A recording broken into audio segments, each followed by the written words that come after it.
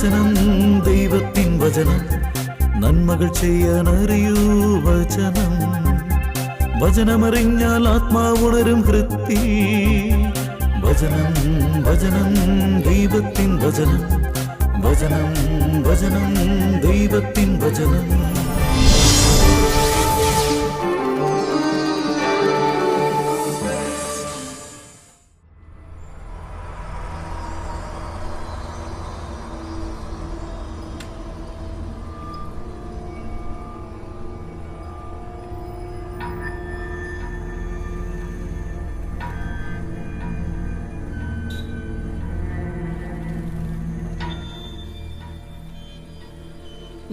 ഇതെന്താ കല്യാണം കൂടാൻ പോയി വന്നതിന് ശേഷം ഭയങ്കര ആലോചന?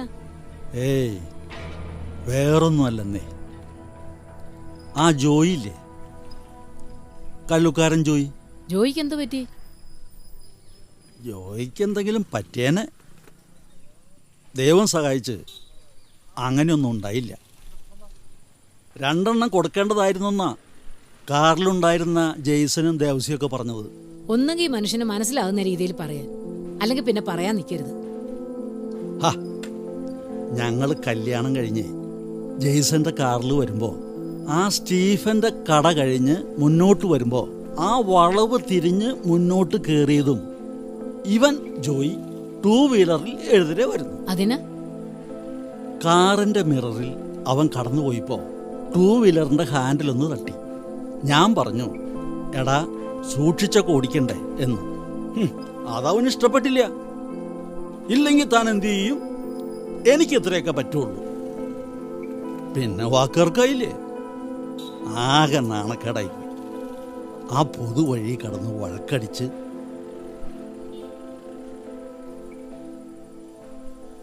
അല്ല, നീ എന്തൊന്നും പറയാത്തത്? ഇപ്പൊ ഈ വിഷയത്തില് ഞാൻ എന്റെ അഭിപ്രായം പറഞ്ഞാൽ പൊതുവഴിയിലേലും കുറച്ചുകൂടെ വഷളാകും ഇവിടുത്തെ ചേട്ടന്റെ പ്രകടനം.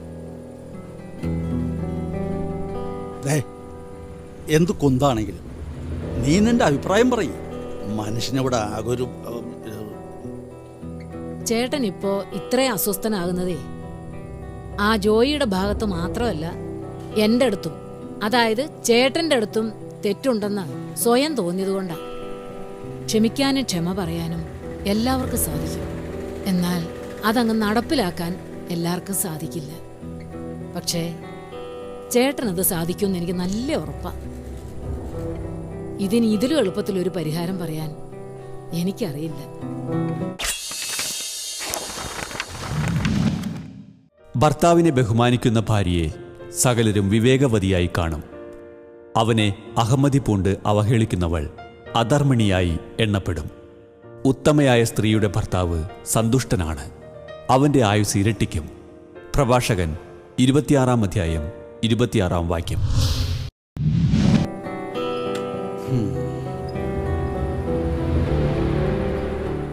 ആ ജോയി വീട്ടിലുണ്ടാവോ? ഇല്ലെങ്കിൽ ഉള്ളിടത്ത് ചെല്ലണം. വേണമെങ്കിൽ ചക്ക വേരിലും കായ്ക്കും. അതല്ലേ ഉദ്ദേശിച്ചത്? ആ അതെ, അത് തന്നെ. അപ്പൊ ശരി, എന്നാ ഞാൻ പോയിട്ട് വരാം.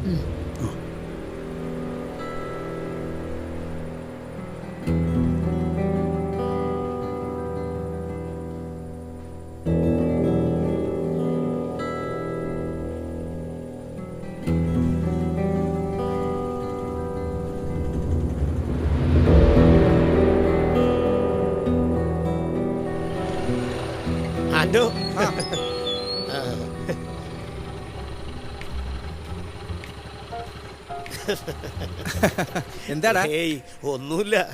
അല്ല, നീ ഇതെവിടെ പോണു? ഞാൻ എൻ്റെ മൊബൈൽ ശരിയാക്കാൻ വേണ്ടി പോണു. എന്താടാ നീ ചിരിക്കാണ്ട് കാര്യം പറടാ. അല്ല, കഴിഞ്ഞ ദിവസം നിന്നെ ജോണിയേട്ടൻ വാസ്കോ ജംഗ്ഷനില് ഞാനും ഉണ്ടായിരുന്നു. ഇതാണ് ഇത്ര ചിരിക്കണത്? പിന്നല്ലാതെ, നീ ഇത്ര പേടിത്തൊണ്ടനാണെന്ന് ഞാൻ അറിഞ്ഞില്ലട്ടാ. എത്ര പ്രാവശ്യോടാ അയാൾ നിന്റെ താടിക്കിട്ട് തട്ടിയത്. ഞാനെങ്ങാനും ആയിരുന്നു വെച്ചെങ്കിലുണ്ടല്ലോ, അയാളുടെ ഡെഡ് ബോഡി അവിടെ നിന്ന് എടുക്കേണ്ടി വന്നാണ്. നീ അങ്ങനെ തന്നെ കളിയാക്കാൻ നിൽക്കണ്ട. ഞാനവൻ അവിടെ വെച്ചപ്പോ ഒന്നും ചെയ്തില്ലെന്നേ ഉള്ളൂ. നീ കണ്ടോ ഞാൻ എന്താ ചെയ്യാൻ പോണെന്ന്? പിന്നെ നീ മല മറിക്കും. എടാ അവിടെ വെച്ചൊന്നും ചെയ്യാൻ പറ്റാത്ത നീ ഇനിയിപ്പോ എന്തുട്ടി ചെയ്യാനാണ്? എന്നാലും എൻ്റെ ആൻഡോ ആകെ നാണക്കേടായില്ലടാ. ആ നീ എന്തെങ്കിലും ചെയ്യാനുള്ള പരിപാടി ഉണ്ടെങ്കിലേ വേഗം വേണോട്ടാ. എന്താന്ന് വെച്ചാലേ നീ കേട്ടിട്ടില്ലേ 6 കഞ്ഞി പഴം കഞ്ഞിന്ന്? അല്ലടാ ശരിക്കും പറഞ്ഞ എന്താ കാര്യം? ചുരുക്കി പറഞ്ഞാൽ ഇവിടെയെങ്കിലും ഒറ്റ കാര്യമുള്ളൂ. അതെന്താ? അവന് പ്രാന്ത്, അല്ലാതെന്താ? അല്ലാന്ന് അപ്പം നീയൊക്കെ കൂടി ഇലക്ഷൻ പ്രചരണത്തിന്റെ ഭാഗമായിട്ട് എന്തൊക്കെ എഴുതി വെച്ചെന്നാണല്ലേ ഞാൻ കേട്ടത്. ആഹാ, അപ്പൊ സംഗതി വള്ളി പുള്ളി വിടാതെ അന്വേഷിച്ച് അറിഞ്ഞു വന്ന് വരവാണല്ലേ? എടാ അവൻ മറ്റേ പാർട്ടിക്കാരനാണെന്ന്. ആര്? ആ ജോയി. അതുകൊണ്ടാണല്ലോ ഞാൻ ഞങ്ങളുടെ പാർട്ടിയുടെ സ്ഥാനാർത്ഥിയുടെ പേരും ചിഹ്നവും എഴുതിയും വരച്ചൊക്കെ വെച്ചപ്പോ അവരിഷ്ടപ്പെടാതെ പോയത്. അതൊക്കെ ശരിയാണ്. പക്ഷേ അവന്റെ വീടിന്റെ മതിലിൽ ചുവരെഴുത്തിന് ചെന്നപ്പോ അവനോട് അനുവാദം ചോദിച്ചോ? അത് പിന്നെ രാത്രി ആയതുകൊണ്ട് ചോദിക്കാൻ പറ്റിയില്ല. പിറ്റേന്ന് പകലുണ്ടല്ലോ, ഇലക്ഷന് സമയമുണ്ട്. പിന്നെ എന്താ? അത് എഴുതണ മാർട്ടിയേ 2 ആഴ്ചത്തേക്ക് ലീവിലാ. അവൻ കോയമ്പത്തൂർ പണിക്ക് പോയാലേ 2 ആഴ്ച കഴിഞ്ഞേ വരുള്ളൂ. അതിനു മുമ്പ് മറ്റു പാർട്ടിക്കാർ എഴുതിയാലെന്ന് വിചാരിച്ചിട്ടാ. പിന്നെ ജോയി ഞങ്ങളുടെ പാർട്ടിയുടെ ആളാണെന്ന് വിചാരിച്ചു. അതിപ്പോ അടി കിട്ടിയപ്പോഴാണ് മനസ്സിലായതല്ലേ നിങ്ങളുടെ പാർട്ടിക്കാരല്ലെന്ന്. എന്നാ നീ കേട്ടോ, അവൻ വോട്ട് ചെയ്യുമെന്നല്ലാതെ അവനൊരു പാർട്ടിയില്ല, ഒന്നുമില്ല. അല്ല ഞാൻ കേട്ടതും കണ്ടതും ഒക്കെ വെച്ച് പറയാട്ടെ. നീ കണ്ടോ, ഞാനവനെ വെറുതെ വിടൂല. ഇത് രാഷ്ട്രീയ പകപോക്കലായിട്ട് മാറ്റെടുത്തിട്ടാ മറ്റു പാർട്ടിക്കാരോടൊക്കെ പറഞ്ഞിട്ടേ. എവിടെന്ന് ആവശ്യമില്ലാത്ത പണിക്ക് പോയിട്ടാണെന്ന് പാർട്ടിക്കാർ പറഞ്ഞത് ഇവനോട് പറയണ്ട. എടാ നീ അങ്ങനെ വല്ലതാണോ ആലോചിക്കുന്നത്? ഇതുവരെ ഞാൻ അവരെ തടഞ്ഞു വെച്ചിരിക്കണായിരുന്നു, ഇനി ഞാൻ തടയൂല. അങ്ങനെയാണ് ആളുകൾ. എടാ സത്യം പറയാല്ല, ഇപ്പൊ ഞാൻ ചിരിച്ചാണ് സംസാരിച്ചതെങ്കിലും അന്ന് നിനക്ക് അവന്റെ കയ്യിൽ നിന്ന് അടി കിട്ടണ കണ്ടപ്പോ വേറൊരാൾക്ക് ഈ ഗതി വരുത്തല്ലേ എന്ന് ഞാൻ മനസ്സിൽ കരുതിപ്പോയി. ആ എടാ വേറൊരു സംഭവം ഉണ്ടായി. അത് അടിയിൽ കലാശിച്ചിരുന്നെങ്കിലുണ്ടല്ല നിനക്ക് സന്തോഷിക്കാനുള്ള വകുപ്പുണ്ടായിരുന്നു. എടാ നിന്റെ ശത്രു ജോയിയും ആ ജോണിയേട്ടനും തമ്മിലേ വട്ടപ്പറമ്പിൽ ആ ജോബിന്റെ വീടിനടുത്ത് ഇടവഴിയിൽ വെച്ചേ ഒന്ന് കോർത്തു. ഞാനപ്പോ ആ ജോബിന്റെ വീട്ടിലുണ്ടായിരുന്നേ. ഒരാള് കാറിലും ഒരാള് 2 വീലറിലും എന്തോ വണ്ടിക്ക് സൈഡ് കൊടുക്കുന്നതിന്റെ കാര്യമാ. ഇപ്പൊ അടിപൊട്ടും എന്നതുവരെ എത്തിയ കാര്യങ്ങൾ. പക്ഷേ ഒന്നും നടന്നില്ല. ഇരുവരും ഭയങ്കര വെല്ലുവിളിയായിരുന്നു. എന്നിട്ട് അങ്ങോട്ട് പോയി.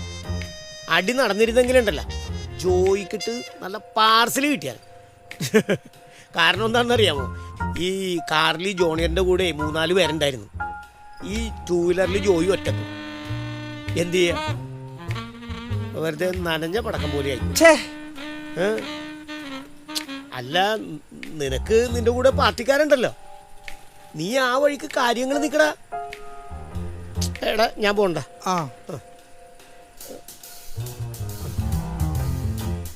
ഒക്കെ ശരിയാവൂടാ, നീ ധൈര്യം കൈവിടരുത്. ശരിയെന്നാ. എന്റെ കൂടെ പാർട്ടിക്കാരി. പിന്നെ ആവേശം കുത്ത് പണ്ടത്തെ പോലെ വെട്ടാനും കുത്താനും ഏത് പാർട്ടിക്കാർ വരും? എല്ലാത്തിനും വിവരം വെച്ചു പോയി. ജോയിക്കുള്ള പണിയായി ഏത് വഴിക്ക് തിരിച്ചു വിടണമെന്ന് എനിക്കറിയാം.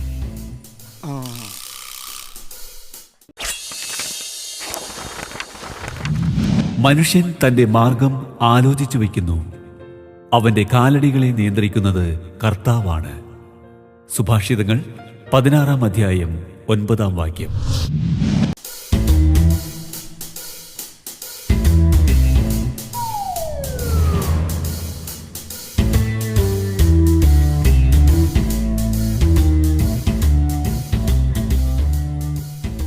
എന്റെ പൊന്നോ ചേട്ടാ, ചേട്ടന് 100 ആയുസാണ് ട്ടാ. ചേട്ടന്റെ കാര്യം ആലോചിച്ചിട്ട് ഞാൻ ചേട്ടന്റെ വീട്ടിലേക്ക് വരായിരുന്നു. എന്താടാ? ചേട്ടനോടെ ആ കല്ലൂക്കാരൻ ജോയി ഉടക്കാമെന്ന് കേട്ട്. ആ ഇന്നലെ ഉച്ച കഴിഞ്ഞപ്പോ ആ സ്റ്റീഫന്റെ കട കഴിഞ്ഞ് ആ വളവ് തിരിഞ്ഞ് ജോബിന്റെ വീടിന്റെ അടുത്തുള്ള വളവിൽ വെച്ച് ആ പരസ്പരം വെല്ലുവിളിച്ച് കയ്യാങ്കലിൽ എത്തിയെന്നൊക്കെ. ഛേ നാണക്കേടാ എന്ന് പറഞ്ഞാൽ മതി. ആ, ഇനി ഈ നാട്ടിലറിയാൻ വേറെ ആരും ഇല്ലെന്നാ തോന്നുന്നത്. പിന്നെ അല്ലാതെ ഒരു വഴക്കാളി ജോയിനെ പോലെയാണോ ചേട്ടൻ? ഈ നാട്ടിലെ ചേട്ടൻ ഒരു നിലയും വിലയൊക്കെ ഇല്ലേ? എടാ അവനെ മാത്രം കുറ്റം പറഞ്ഞിട്ട് കാര്യമില്ല, എന്റെ ഭാഗത്തുകൊണ്ട് തെറ്റ്. ചേട്ടന്റെ ഭാഗത്ത് എന്താ തെറ്റി? അല്ല ഞാൻ അവനോടെ ആ, എടാ നീ സൂക്ഷിച്ചൊക്കെ എടുക്കടാ എന്ന് പറയുന്നിടത്താണ് ഇതിന്റെ എല്ലാം തുടക്കം. ഇതിലെവിടെയാണ് തെറ്റിയിരിക്കണത്? സൂക്ഷിച്ചെടുക്കടാ എന്ന ഒരു ചേട്ടന്റെ സ്ഥാനത്ത് നിന്ന് ഉപദേശ രൂപേണ പറഞ്ഞു. ഇതാണോ തെറ്റി? അല്ലേ തന്നെ ചേട്ടൻ അവനെക്കാട്ടി മൂത്തതല്ലേ ചേട്ടാ? അപ്പൊ ആ ഫോർമുല തന്നെ കാണാതെ ഉടക്കാനും അടിക്കാനും ഒക്കെ വരുന്നതേ എവിടെ തന്നെ ആയോണ്. ആ ഇനിയിപ്പോ അങ്ങനെയൊക്കെ വന്നുപോയില്ലേ, അത് പോട്ടെ. അല്ല നീ ഇപ്പൊ എങ്ങോട്ടാ? അത് പിന്നെ ഞാൻ ചേട്ടനെ കാണാൻ ചേട്ടന്റെ വീട്ടിലേക്ക് വന്നതാണ് ഇതറിഞ്ഞിട്ട്. ഓ അത് പോട്ടെടാ. സത്യം പറഞ്ഞ ഞാനിപ്പോ അവന്റെ വീട്ടിലേക്ക് പോവാ. എന്തിനി? അവനോടൊരു സോറി പറയാൻ. സോറിയാ? അതെ, എന്താ? എൻ്റെ ചേട്ടാ, ദാ ഇപ്പോ ചേട്ടൻ പറഞ്ഞില്ലേ, അത് കേൾക്കണ വരെ ചേട്ടനോട് എനിക്കൊരു മതിപ്പൊക്കെ ഉണ്ടായിരുന്നു. ഇപ്പം അത് പോയി. അവൻ ഞാനുമായിട്ടൊന്ന് ഉടക്കി. അപ്പൊ ആ വഴക്കാളി എന്നോട് പറഞ്ഞത് എന്താണെന്ന് ചേട്ടൻ അറിയാമോ? ചേട്ടനെ പറ്റി. എന്നെ പറ്റിയോ? ആ എൻ്റെ താടിക്കെട്ടൊക്കെ തട്ടുകയും എന്നെ പിടിച്ച് തല്ലി അടിക്കുകയൊക്കെ ചെയ്തിട്ട് പറയുക. എടാ എന്നെ പറ്റി അവൻ എന്തു പറഞ്ഞു അത് പറയേ. ഇനിയും നിനക്കെന്നെ മനസ്സിലായില്ലെങ്കിൽ എന്റെ കയ്യിൽ നിന്ന് കണക്കിന് കിട്ടിയിട്ട് പോയാ ആ പേടിത്തൊണ്ടൻ ജോണിനോട് ചോദിച്ചാ മതിയെന്ന്. പേടിത്തൊണ്ടനോ? ഞാനോ? ഞാനല്ല പറഞ്ഞത്, അവൻ ആ ജോയിയാണ്. അങ്ങനെ വരുമ്പോ നമ്മ രണ്ടുപേരും തുല്യ ദുഃഖിതരാണല്ലോ ചേട്ടാ. അതാ ഞാൻ ചേട്ടനെ കണ്ട് വിവരം അന്വേഷിക്കാൻ വേണ്ടി വന്നത്. നിന്നെ ഇപ്പൊ ഈശ്വരനെ എന്റെ മുമ്പിൽ എത്തിച്ചത്. അവന്റെ തല്ലും കൊണ്ടുവന്ന് നിന്നെപ്പോലെ ദുഃഖിച്ചു നിൽക്കുന്നവനല്ല ഈ ജോൺ. അവനെന്ന് കവലയിലിട്ട് തല്ലി പദം വരുത്തും ഞാൻ. അവൻ വൈകിട്ട് കവലയിലെ വായനശാലയിൽ പത്രം വായിക്കാൻ വരും. അല്ല ചേട്ടാ, അതേ ഈ പത്രം വായിക്കാൻ വായനശാല വരുന്നതേ കാലത്തല്ലേ? അവൻ പത്രം വായിക്കാൻ വരുന്നത് വൈകിട്ടാ. അന്തിക്ക് കവലയിൽ വരുന്ന അവന്റെ അന്തികുതാശ എന്റെ കൈ കൊണ്ടായിരിക്കും. നീ കണ്ടോ? അല്ല ചേട്ടൻ എങ്ങോട്ടാണ്? എടാ അതിനു മുമ്പേ എനിക്കൊരാളെ കാണാനുണ്ട്. നീ ഇപ്പൊ പോ, എന്നിട്ട് വൈകിട്ട് കവലയിൽ വാ. അവിടെ വെച്ച് കാണാം ഞാൻ പേടിത്തോണ്ടനാണോ അതോ.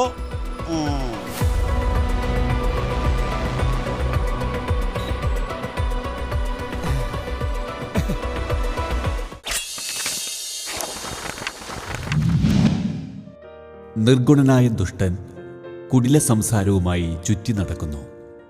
അവൻ തുടർച്ചയായി അനൈക്യം വിതച്ചുകൊണ്ട് വഴിപിഴച്ച ഹൃദയത്തോടെ തിന്മയ്ക്കു കളമൊരുക്കുന്നു. സുഭാഷിതങ്ങൾ 6-ാം അധ്യായം 12-14 വാക്യങ്ങൾ.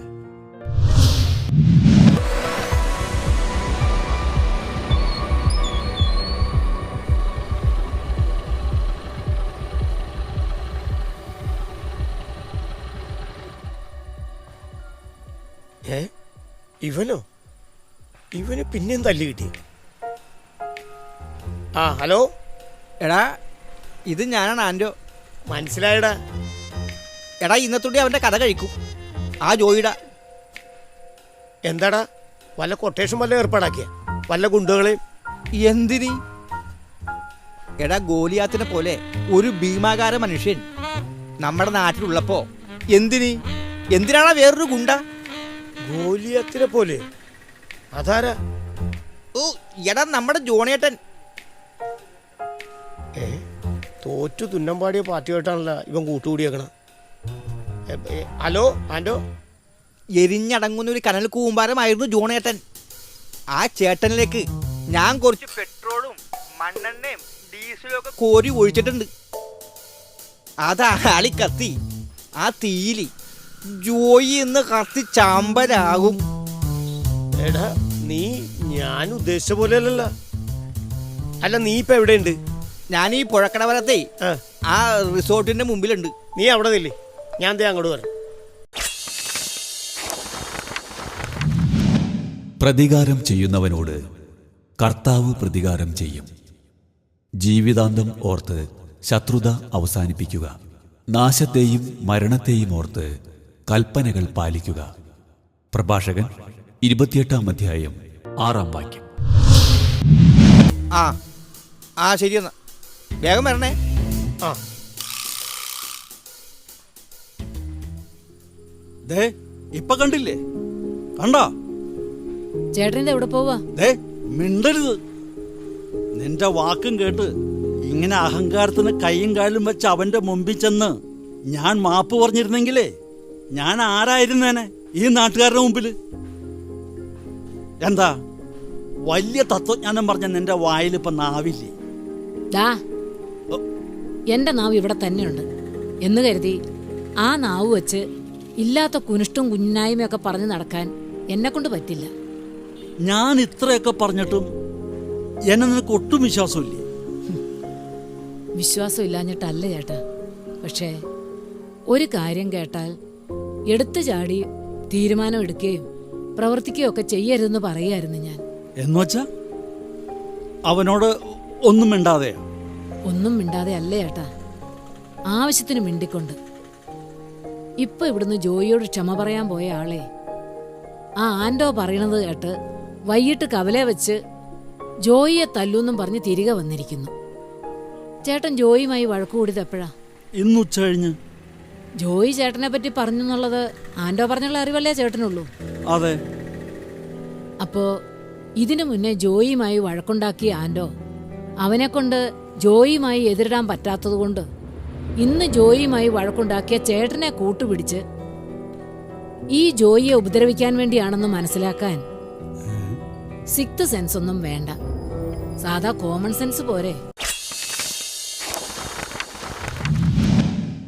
ഉചിതമായ വാക്ക് വെള്ളിത്തകിടിൽ പതിച്ചുവച്ച സ്വർണ്ണ നിർമ്മിതമായ ആപ്പിൾ പഴം പോലെയാണ്. സുഭാഷിതങ്ങൾ 25-ാം അധ്യായം 11-ാം വാക്യം. ശരിയാണല്ലോ. എടി ഭയങ്കരി ജോണേട്ടാ, ദേമേരി ജോയി അകത്തോട്ട് കയറി വരാൻ പറഞ്ഞേട്ടാ. വാ, അകത്തേക്ക് വാ ജോയി.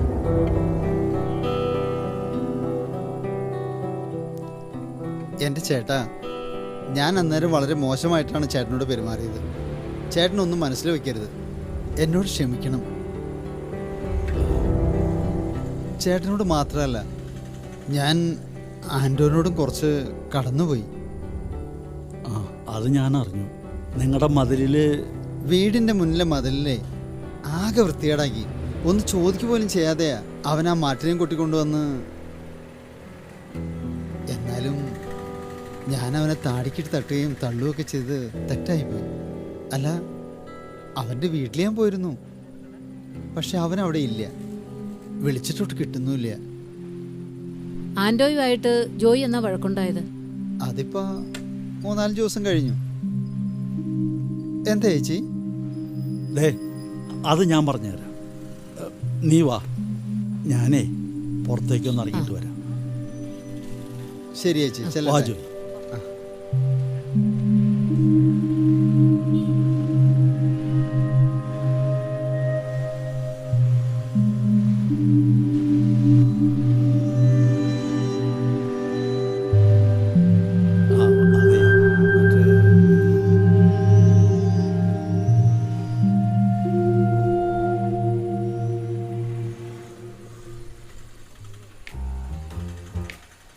ഇപ്പോഴും എനിക്കിത് അങ്ങോട്ട് വിശ്വസിക്കാൻ പറ്റില്ല.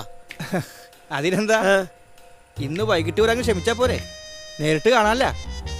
ചില സമയത്ത് അങ്ങനെയാ, സമയം അങ്ങോട്ട് പോകാത്ത പോലെ തോന്നും. എന്നാലും നാട്ടിൽ ഇത്രയും തെണ്ടികൾ ഉണ്ടായിട്ടും എന്നെ തല്ലിയവരെ തല്ലിക്കുന്നത് കാണാൻ ആഗ്രഹമുള്ള ഒരാത്മാർത്ഥതയുള്ള നാട്ടുകാരൻ അത് നീ മാത്രമേ ഉണ്ടായിരുന്നടാ. ഇപ്പൊ നീ നാട്ടുകാരനല്ല, കൂട്ടുകാരെന്ന് പറയാൻ എനിക്കിഷ്ടം. അപ്പൊ ഇന്ന് കവലയിൽ തീ പാറും അല്ലേ? പിന്നല്ലാണ്ട്. അവൻ ആ ജോയി ഇന്ന് തല്ലുകൊണ്ട് ജോണേട്ടന്റെ കാല് പിടിച്ച് എന്നെ ഇനി തല്ലല്ലേ എന്ന് പറഞ്ഞ് കരഞ്ഞ് നിലവിളിക്കണത് എനിക്ക് കാണണം. അപ്പോ ആ ജോയിയുടെ മുഖത്ത് നോക്കി എനിക്കൊന്ന് ചിരിക്കണം. അതെന്തിനാണ്? നീ എന്താണ് ഇങ്ങനെ അന്തം വിട്ട് വെക്കണത്? അത് നിനക്ക് ഞാൻ പറഞ്ഞുതരാം ആൻഡോ. ആഹാ, അപ്പോൾ കഥാപാത്രങ്ങൾ ഇതിൽ ഇനിയുണ്ടോ? നിന്നെ എരുവിരി കയറ്റി എൻ്റെ മുമ്പിലെത്തിച്ചത് ഈ സാത്താനാണല്ലേ? എടാ, ഇതിൽ നിന്റെ റോൾ എന്താടാ? അത് പിന്നെ ചേട്ടാ ഞാൻ പറഞ്ഞുതരാം ചേട്ടാ. ഇവൻ ആൻഡ് ചോദിച്ചാലും ചേട്ടൻ ചോദിച്ചാലും ഒറ്റ ഉത്തരേ ഉള്ളൂ. ഇവൻ ഈ ടൈറ്റസ് എൻ്റെ കസിന് ഒരു കാർ കച്ചവടം നടത്തി. ആ വണ്ടി എൻ്റെ വർക്ക്ഷോപ്പിൽ അവൻ ഇൻഡിക്കേറ്റർ പൊട്ടിയത് മാറ്റാൻ കൊണ്ടുവന്നു. ഒന്ന് ഓടിച്ചു നോക്കാനും അവർ പറഞ്ഞിരുന്നു. ഇവനാണ് കച്ചവടം നടത്തിയതെന്ന് അറിയാതെ അവർ ഈ ഇടപാടിൽ പറ്റിക്കപ്പെട്ട കാര്യം ഞാൻ അവരോട് പറഞ്ഞു. പിന്നീട് അവർ കാറ് തിരിച്ചു കൊടുത്ത് കാശും വാങ്ങിച്ചിരുന്നു. ഇതറിഞ്ഞു വന്ന ഇവൻ ഞാനിവനെ പാര വെച്ചൊന്നും പറഞ്ഞ് എന്നെ ഭീഷണിപ്പെടുത്തിയിട്ട് പോയി. ഇവനിത് മനസ്സിൽ കൊണ്ടു നടക്കാന്നുള്ളത് ഞാൻ സ്വപ്നത്തിൽ പോലും വിചാരിച്ചിട്ടില്ല. എന്റെ പൊന്നു ജോയി, ഇതൊന്നും എനിക്കറിയില്ലായിരുന്നു.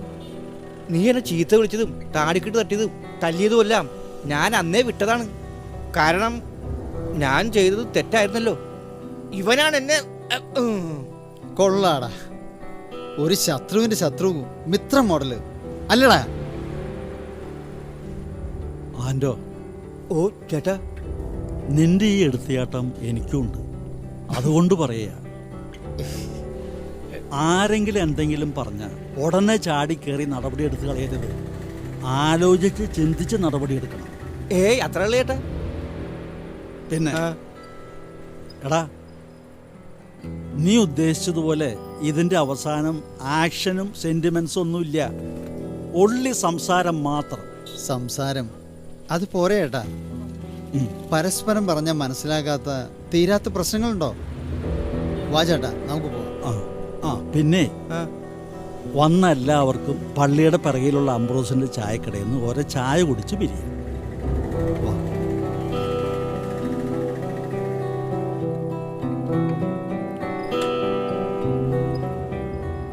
എടാ, എനിക്ക് നിന്നോട് പറയാനുള്ളതേ, നീ നന്നാകരുത്.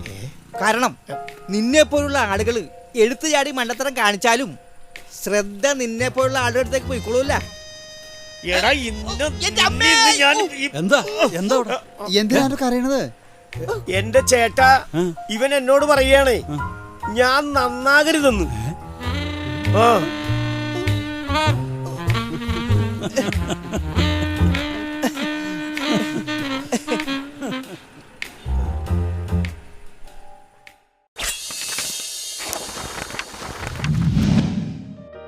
ആരും ആരോടും തിന്മയ്ക്കു പകരം തിന്മ ചെയ്യാതിരിക്കാനും തമ്മിലും എല്ലാവരോടും സദാ നന്മ ചെയ്യാനും ശ്രദ്ധിക്കുവിൻ.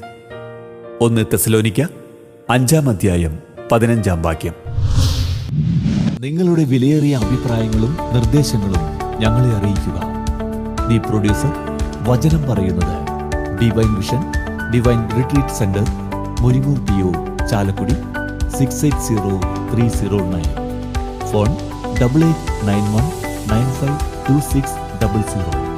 ഇമെയിൽ വചനം പറയുന്നത് @gmail.com.